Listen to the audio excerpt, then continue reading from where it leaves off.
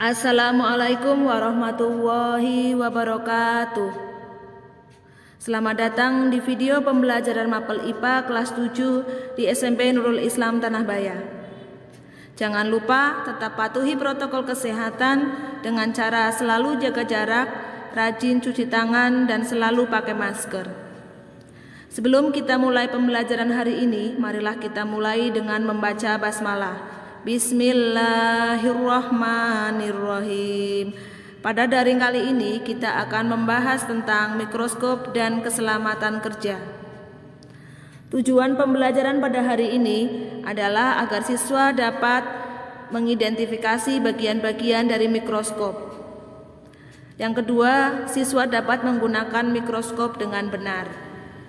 Dan yang ketiga, siswa dapat mengidentifikasi simbol-simbol keselamatan kerja. Nanti akan kita bahas yang pertama jenis mikroskop, yang kedua bagian-bagian mikroskop, yang ketiga keselamatan kerja, dan yang keempat simulasi yang berisi soal. Yang pertama mikroskop. Mikroskop adalah suatu alat optik yang berfungsi untuk melihat benda-benda kecil yang dapat dilihat secara langsung dengan mata. Mikroskop pertama kali ditemukan oleh Anthony van Leeuwenhoek pada tahun 1632 sampai 1723. Jenis mikroskop yang pertama adalah mikroskop cahaya. Sesuai dengan namanya, mikroskop ini membutuhkan cahaya untuk melihat organisme atau benda makhluk hidup yang sangat kecil.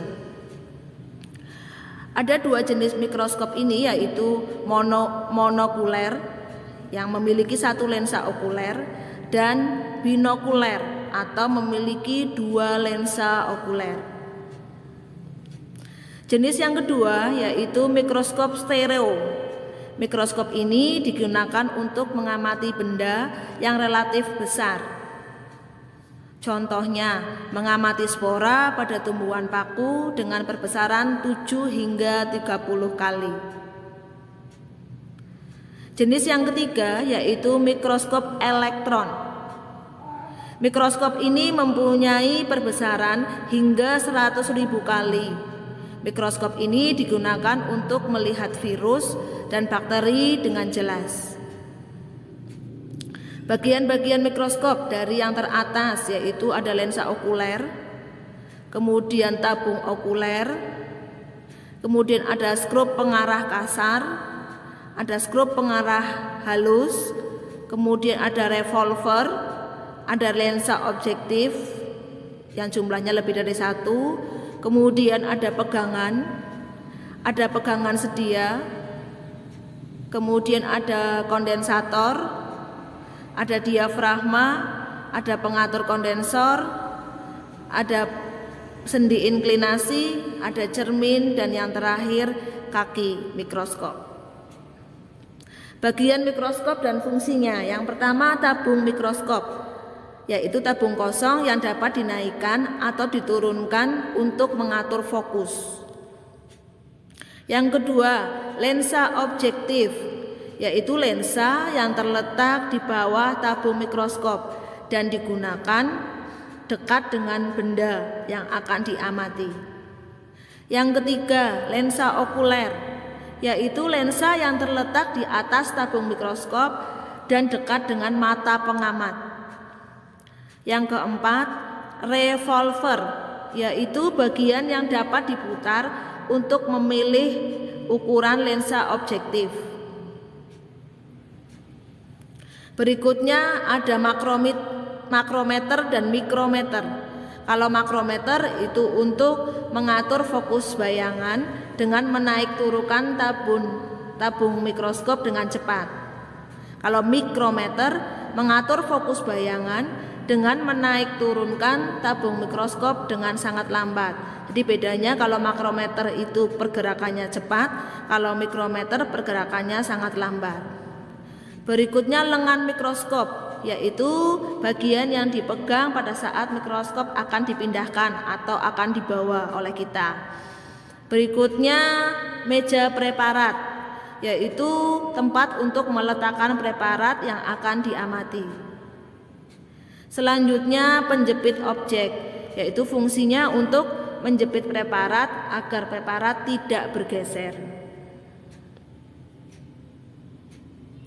Berikutnya diafragma yang berfungsi untuk mengatur banyak sedikitnya cahaya yang dibutuhkan. Kemudian kondensor, ini mengatur intensitas cahaya yang masuk. Selanjutnya cermin, ini untuk mengarahkan cahaya agar bisa masuk ke diafragma dan kondensor. Dan yang terakhir kaki mikroskop, yaitu bagian paling bawah yang mengokohkan kedudukan mikroskop. Kemudian ada simbol-simbol keselamatan kerja. Yang pertama itu simbol mudah terbakar, contohnya minyak tanah, kerosin, alkohol, dan bensin. Jadi kita harus hati-hati jika ada tanda simbol keselamatan kerja seperti nomor gambar di atas. Yang kedua, simbol kedua itu simbol korosif atau terjadinya pengkaratan. Contohnya asam sulfat, asam nitrat, sodium hidroksida. Kemudian simbol seperti tengkorak itu berarti racun. Contohnya merkuri, sianida, gas klorin. Dan simbol berikutnya seperti huruf X, tanda silang, itu berarti iritasi. Contohnya kloroform, alkohol, hidrogen peroksida. Berikutnya ada simbol yang berarti eksplosif atau mudah meledak. Contohnya campuran hidrogen dengan oksigen. Yang bawah itu simbol radioaktif, yaitu contohnya karbon radioaktif, uranium, plutonium, dan sebagainya. Ini yang berikutnya simulasi mikroskop yang berisi soal-soal. Yang pertama, alat optik yang berfungsi untuk melihat benda kecil yang tidak dapat dilihat dengan mata disebut apa? Nanti kalian pilih. Yang A, periskop, yang B, teleskop, yang C, mikroskop, dan yang D, lup. Soal kedua, penemu mikroskop pertama kali adalah yang A, Charles Darwin, yang B, Anthony van Leeuwenhoek, yang C, Spallanzani, atau yang D, Newton. Soal ketiga, mikroskop yang memiliki satu lensa okuler disebut apa?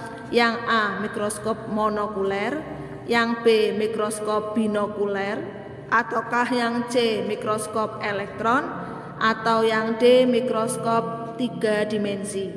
Nanti kalian pilih jawaban yang betul. Soal keempat, bila ingin mengatur banyak sedikitnya cahaya yang diinginkan dalam mikroskop, maka menggunakan bagian mikroskop, yaitu bagian apa? Yang A, diafragma, yang B, cermin, yang C, revolver, ataukah yang D, lensa okuler. Soal berikutnya, contoh bahan yang mudah terbakar adalah yang A, alkohol, yang B, asam sulfat, yang C, amonia, ataukah yang D, merkuri. Soal berikutnya, contoh bahan yang beracun adalah yang A, alkohol, atau yang B, amonia, ataukah C, merkuri, dan ataukah D, asam sulfat. Soal nomor 9, berikut cairan yang menyebabkan terjadinya korosif atau pengkaratan adalah yang A, asam sulfat, ataukah yang B, merkuri, ataukah yang C, kalium, dan ataukah yang D, fosfor. Dan yang terakhir, mikroskop yang memiliki dua lensa okuler disebut lensa mikroskop apa? Yang A, mikroskop binokuler, yang B, mikroskop elektron, ataukah yang C, mikroskop 3 dimensi, ataukah yang D, mikroskop monokuler. Jangan lupa kalian tetap semangat mengerjakan tugas. Tugas bisa dikirim jawabannya ke WA saya atau ke Classroom. Itu saja yang dapat saya sampaikan. Marilah kita akhiri dengan bacaan hamdalah. Alhamdulillahirabbil alamin. Saya akhiri, wassalamualaikum warahmatullahi wabarakatuh.